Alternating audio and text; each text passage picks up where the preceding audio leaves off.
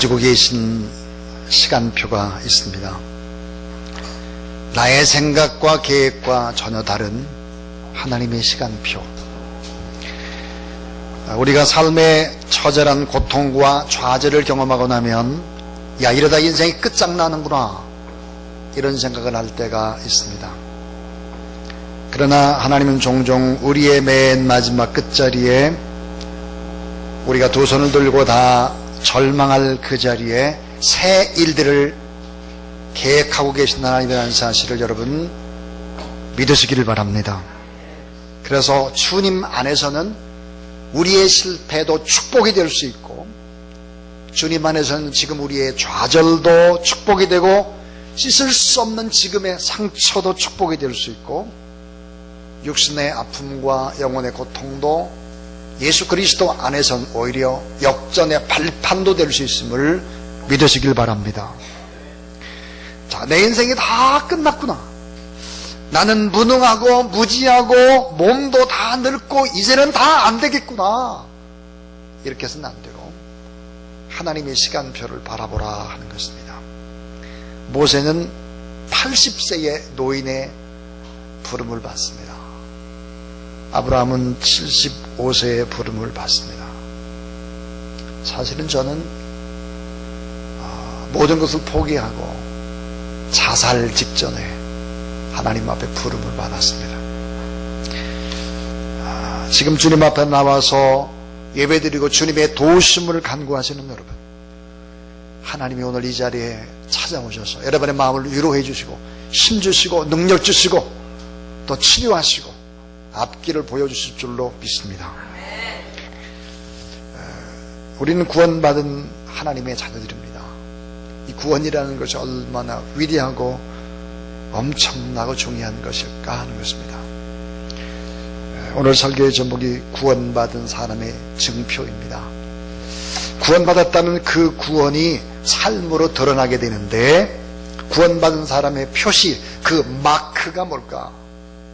증표가 뭘까? 저 사람은 확실히 구원받았구나 라고 하는 그 증거, 어떻게 알 수 있을까 하는 것입니다. 드러나게 돼 있거든요.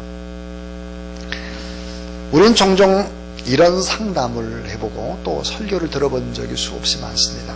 예를 들어서 신앙생활을 하다가 시험을 받아가지고 실족된 사람들이 찾아와 상담을 할 때 주로 많이 하는 권면이 있습니다. 그게 뭐냐면, 신앙은 하나님과의 관계가 중요하니까 하나님만 바라봐야지 사람만 바라보면 실망을 한다, 이런 얘기를 많이 하기도 하고 듣기도 합니다. 이 말은 원리는 맞습니다. 원리는 맞는데, 이 땅에 육신을 가진 우리들이 초월적인 신앙을 갖는다는 것이 여간 어려운 일이 아니죠. 눈에 보이고 귀에 들리는 것을 넘어서서 초월적인 것만을 인지하는 사람은 많지 않습니다. 자, 하나님의 말씀이 사람의 말로 기록되었듯이 우리 사람을 통해서 신앙의 진리를 알아가는 것이죠. 먼저 예수를 믿는 신앙의 선배들, 저번의 삶들을 보면서, 또 가까이 있는 우리 어머니 아버지를 보면서, 교회 전 장로님이나 권사님이나 안수집사님이나 지구장님이나 교구장님 보면서, 또 목회자들을 보면서 그 모습 속에서 하나님을 배우고 신앙의 원리를 알아가고 구원받고, 구원받은 사람은 저렇게 살아가는구나 하는 것을 우리는 알게 됩니다. 예를 들어서 엄마의 눈을 통해서 어린아이는 하나님의 세상을 봅니다. 엄마의 입을 통해서 하나님의 이야기를 듣습니다. 엄마의 귀를 통해서 하나님의 음성을 듣게 되는 것이죠. 엄마의 따뜻한 손과 발을 통해서 하나님의 사랑이 이런 거겠구나 하고 느끼는 것입니다. 또 엄마 아빠의 뒷모습을 통해서 저렇게 인생을 살아가야 되겠구나, 나도 저 뒤를 따라가야 되겠구나, 그래서 다 보고 배우는 것입니다. 우리가 정말 구원받았다는 구원받은 사람의 증거, 그 증표, 마크, 표시는 무엇일까 하는 것입니다. 자, 여러분 따라하세요. 구원이란 변화입니다. 자, 구원은 변화입니다. 자, 예수 그리스도를 나의 하나님으로 영접을 하면 구원받고 하나님의 자녀로 태어납니다. 여러분, 구원에 관한 얘기를 너무 많이 들었죠.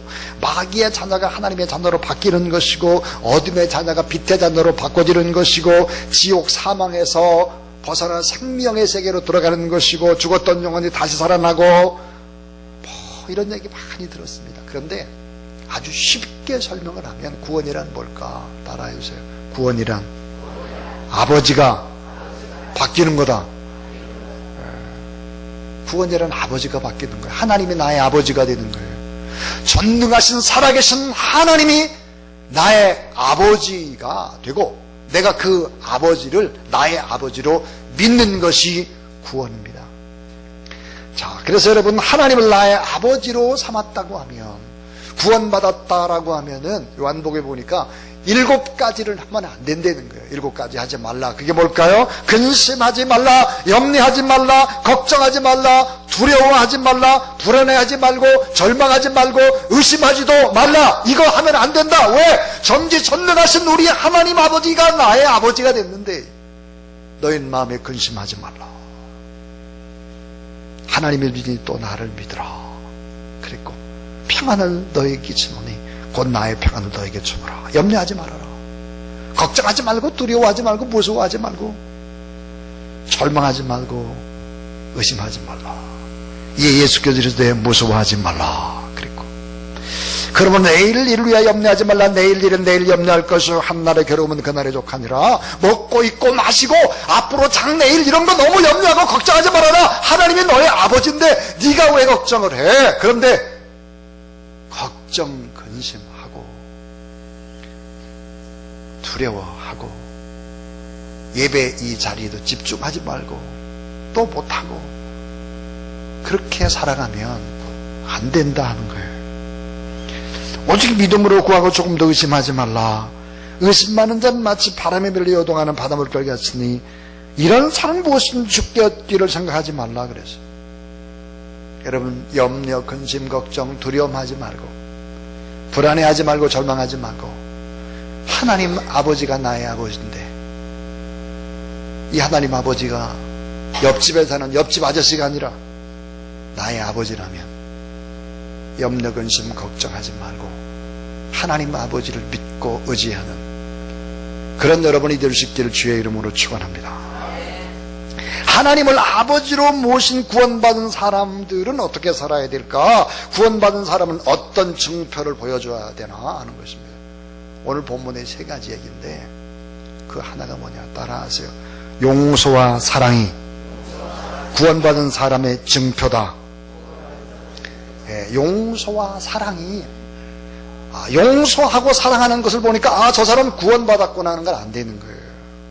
오늘 말씀에 실족에 관한 얘기가 나옵니다. 형제를 실족해 말라 경고하는데, 실족이란 말이 뭡니까? 실족이라는 것은 나의 외적인 상황 때문에 상심, 부담, 충격을 받아서 신앙을 잃어버릴 상태를 실족이다 그럽니다. 이런 기독교가 사랑의 종교인 이유가 있죠. 그것은 바로 용서가 있기 때문입니다. 용서는 뭘까요? 용서는 보복하지 않는 것입니다. 그리스도의 사랑으로 포용하는 것입니다. 한 영혼을 사랑하는 기독교 정신, 이 극미, 너무나 아름다움이 바로 용서인 것입니다. 성경은 이렇게 엄청난 얘기를 합니다. 구원받은 것을 어떻게 알 수 있느냐? 사망에서 옮겨 생명으로 들어간 것을 어떻게 아느냐? 하나님의 자녀인지 마귀의 자녀인지를 어떻게 아느냐?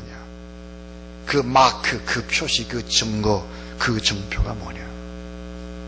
요한일서 3장 14절 15절입니까? 우린 형제를 사랑함으로 사망에서 옮겨 생명으로 들어간 줄을 알거니와 사랑하지 아니하는 자는 사망에 머물러 있느니라. 형제를 미워하는 자마다 살인하는 자니 살인하는 자마다 영생이 그 속에 거하지 아니하는 것을 너희가 아는 바라 그랬습니다. 자, 형제를 사랑하지 않으면 구원받은 것이 아닐 수도 있다는 거예요. 여러분, 제가 행함으로 구원받는다는 얘기하는 게 아니에요. 구원은 믿음으로 받습니다. 그런데 이 믿음과 행함은 동전의 양면과 같은 것입니다. 자, 사랑하느냐 사랑하지 않느냐를 보면 아, 구원받았구나. 용서하느냐 용서하지 않느냐를 보면 아, 구원받았구나. 이걸 알 수 있어요. 돈을 어떻게 쓰냐 보면 합니다. 돈을.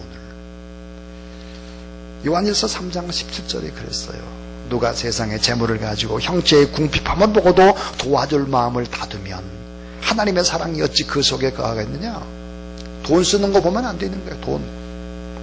또 보니까 어떻게 남을 대접하느냐 이거예요. 남을 대접하는 거를 보면 아, 저 사람 구원받았네 안 받았네를 알 수 있게 있는 거예요. 성경은 또 엄청난 얘기를 우리에게 들려줍니다. 기도의 응답과 축복이라고 하는 것이 언제 어떻게 오느냐 하는 거예요. 왜 기도해도 응답이 잘 안 될까요? 왜 여러분 축복의 역사는 내게 자꾸 늦게만 올까요? 나는 왜 구원의 기쁨과 감격과 이런 생명력 이런 것들이 없을까요? 그 이유는 뭘까요? 그것은 바로 용서와 사랑과 깊은 관계를 맺고 있습니다. 따라해 주세요. 믿음의 역사가 용서와 사랑과 연결되어 있습니다. 자, 믿음의 기적, 엄청난 기적의 역사라고 하는 것은 용서와 사랑과 깊은 관계를 맺고 있다는 것이 성경입니다. 너희는 스스로 조심하라. 만일 내 형제가 죄를 범하거든 경고하고 회개하거든 용서하라.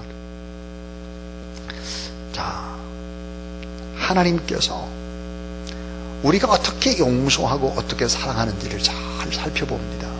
왜냐하면 용서하고 사랑을 해야 엄청난 믿음의 능력과 기적을 소유할 때도 잘못 사용하지를 않는다 하는 것입니다. 기도 응답의 역사가 용서와 사랑과 깊은 관계를 맺고 있는 것입니다. 여러분, 우리가 용서하지 않고 사랑하지 않고 기도하게 되면 응답이 잘 되질 않는 거예요. 하나님이 축복을 받는 원리도 용서와 사랑과 깊은 관계를 맺고 있다는 사실을 알아야 됩니다. 자, 여러분, 누구든지 제자의 이름으로 이 작은 자 중 하나에게 냉수 한 그릇이라도 주는 자는 내가 진실로 너에게 이르노니 그 사람이 결탄코 상을 잃지 아니하리라 하시니라 그랬습니다. 따라하세요. 무엇이든지 남에게 대접을 받고자 하는 대로 너희도 남을 대접하라. 이것이 율법이요 선지자니라. 자, 이것이 율법이고 선지자예요. 율법이고 선지자 이거예요.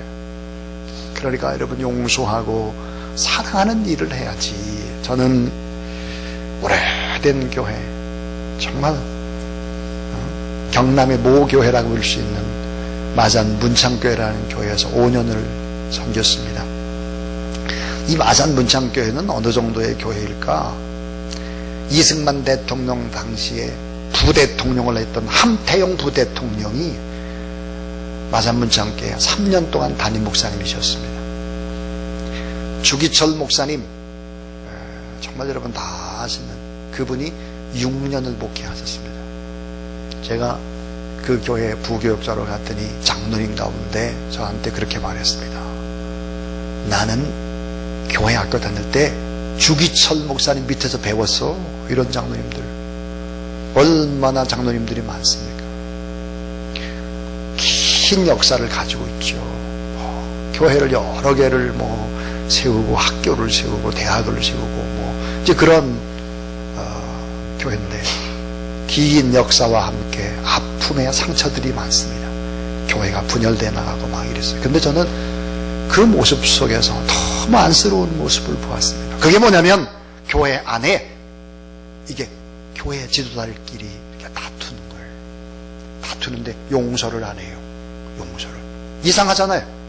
십자가의 놀라운 사랑을 얘기하면서 용서를 얘기하는 교회가 왜 용서를 못할까? 너무 아이러니했습니다. 주사랑교회라는 이 공간 안에 권사님들끼리 장로님들이나 또 목회자나 이렇게 관계가 이렇게 좋지 않아가지고 이렇게 갈라지고 막 이렇게 인사도 잘 안 하고 이런 일이 우리 교회 안에는 단 한 건도 일어나서는 안 되는 것입니다. 신앙생활 잘못하는 거예요. 그렇게 하고 기도하고 하나님이 응답하고 잘 되고 이게 안 된다는 거예요. 그렇게 하면 여러분 따라해 주세요. 용서와 사랑이 구원받은 증표다.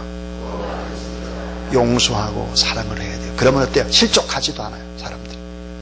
용서와 사랑이 구원받은 증표다 하는 것입니다. 두 번째 얘기는 작은 믿음을 가지고 담대히 나아가는 생명력이 증표입니다. 작은 믿음을 가지고도 생명력 있게 담대하게 움직이는 이런 모습을 보면 저 사람 구원받았구나, 이건 아는 거예요.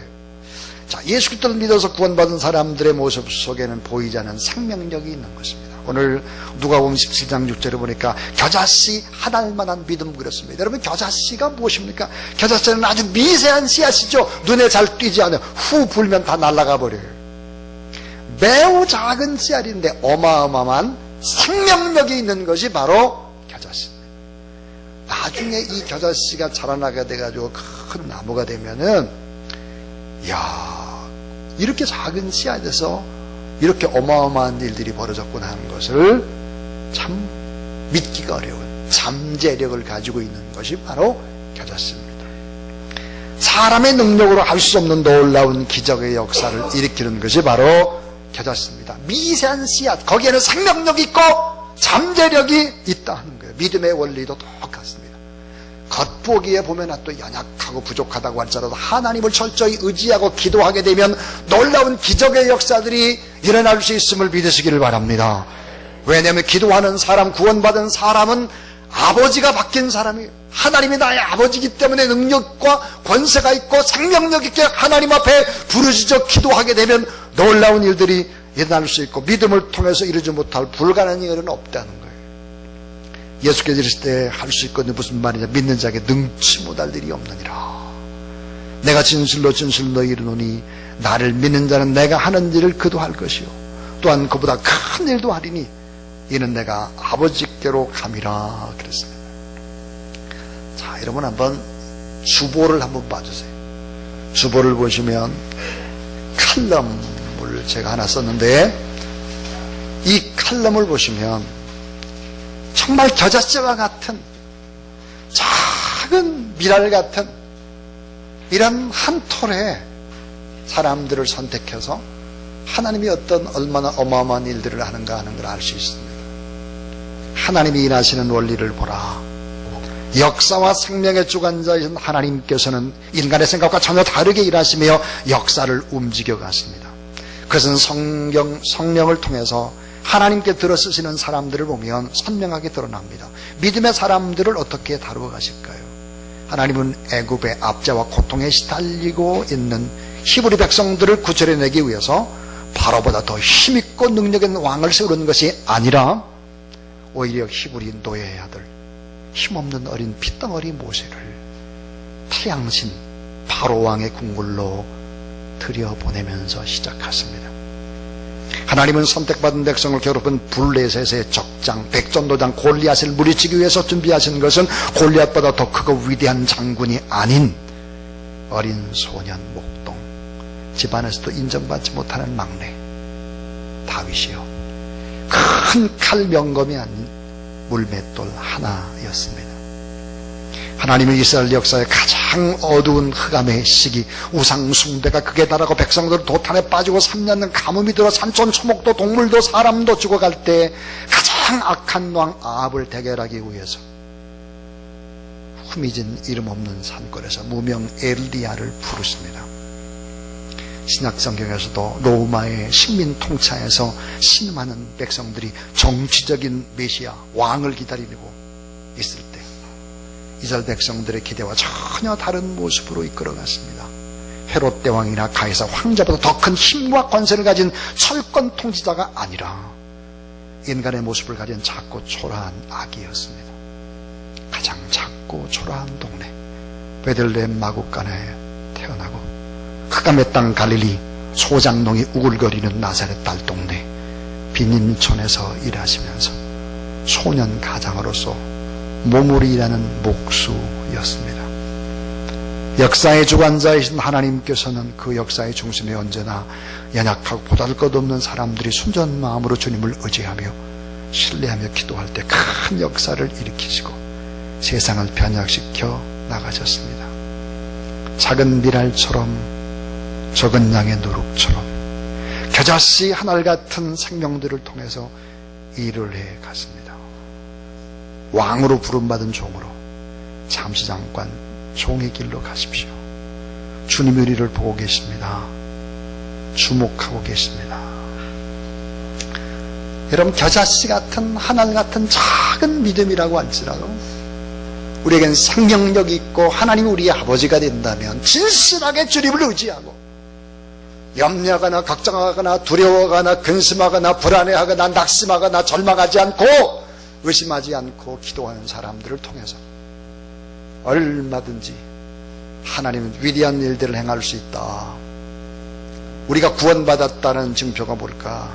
생명력이 있느냐 하는 걸, 담대하게 생명력이 있느냐, 눈이 지금도 반짝반짝하고 하나님의 말씀도 아멘으로 받고 기도할 때 정말 뜨겁게, 찬양할 때 폭포수 소리가 떨어지는 것처럼 그렇게 뜨겁게 찬양하고 있는 것, 이런 생명력이 구원받은 사람의 증표인 거예요. 마지막 세 번째는 구원받은 사람의 증표는 뭘까? 그것은 바로 무익한 종이라고 고백을 하며 하나님의 은혜에 감사하는 것입니다. 많은 일을 하고도 용서하기 힘든 사람을 용서한 것도, 사랑하기 힘든 그런 사람들을 사랑할 수 있었던 것도, 억울한 일 당하고 힘쓰고 해서 일할 수 있었던 것도 다 이게 내가 한 것이 아니라 주님이 하셨기 때문에 저는 무익한 종입니다. 그저 하나님의 은혜에 감사할 뿐입니다. 이렇게 고백하는 사람이 저 사람 구원받았구나 증표라는 거예요. 자, 누가복음 17장 10절입니다. 무익한 종입니다. 그저 할 일을 했을 뿐입니다. 제가 한 것이 아니라 주님의 은혜입니다. 그리고 감사하는 사람들. 우리는 은혜 받은 무익한 종이기 때문에 내가 한 것이 아니라, 또 내가 지금 인생을 내가 사는 것이 아니라 나를 위해 십자가에 못 박혀 돌아가신 그분을 위해서 내가 주님의 인생을 대신 살아드리는 것이니까 그저 하나님 앞에 감사하며 살아가는 그런 귀한 여러분이 될 수 있길 주의 이름으로 축원합니다. 하나님이 여러분의 삶을 주목하기 때문입니다. 다 여러분의 소리, 여러분의 기도를 다 들으시기 때문이죠. 고3 수험생이 있었습니다. 여러분, 한국에서 고3 얼마나 공부하기도 바쁜, 시간도 내기 어려운데 고3 수험생이 토요일 오후가 되면 언제나 뇌성마비 환자들 목욕을 시켰습니다. 대학 입시에 학생이 고3짜리가 1년 동안 꼬박 뇌성마비 환자들을 목욕시키는 봉사를 했습니다. 대학에 들어갔습니다. 대학 1학년 동안 꼬박 또 변함없이 토요일마다 뇌성마비 환자들을 목욕시키고 그들을 돌보는 일을 그렇게 했습니다. 돈이 없었기 때문에 아르바이트를 하고 자기의 돈을 벌고 그러면서 장학금을 받았는데 4년 동안 그 장학금을 자기를 위해 쓰지를 않고 다 가난한 사람을 위해서 그 장학금을 다 다른 분들한테, 다른 아이들에게 돌렸습니다. 자, 여러분, 과연 이 학생의 이후의 삶은 어땠을 것 같습니까? 하나님이 다 보셨겠죠. 또 하나님이 뜻대로 이끌어 가셨겠죠. 하나님의 셈법은요 너무나 정확합니다. 작은 자 하나에게 냉수 한 그릇 대접한 것도 다 기억하기 때문이죠. 자, 나를 지으신 이가 하나님, 나를 부르시니도 하나님, 나를 보내시니도 하나님. 따라하세요. 나의 나 된 것은 다 하나님의 은혜라. 사도 바울이 종종 잘하는 고백입니다. 나의 나 된 것은 다 하나님의 은혜다. 나의 달려갈 길 다가도록, 나의 마지막 호흡 다하도록 나로 그 십자가 품게 하시니 나의 나 된 것은 다 하나님의 은혜라. 한량없는 은혜, 갚을 길 없는 은혜, 내 삶을 애워싸는 하나님의 은혜. 나를 붙드시는 하나님의 은혜. 그래서 여러분, 하나님 앞에 감사하며, 저는 참 한 것이 별로 없는데 무익한 종인데 하나님이 다 하셨습니다. 그저 하나님 앞에 은혜에 감사하며 살아가는 저와 여러분, 우리 모두 다 될 수 있기를 주님의 이름으로 축원합니다.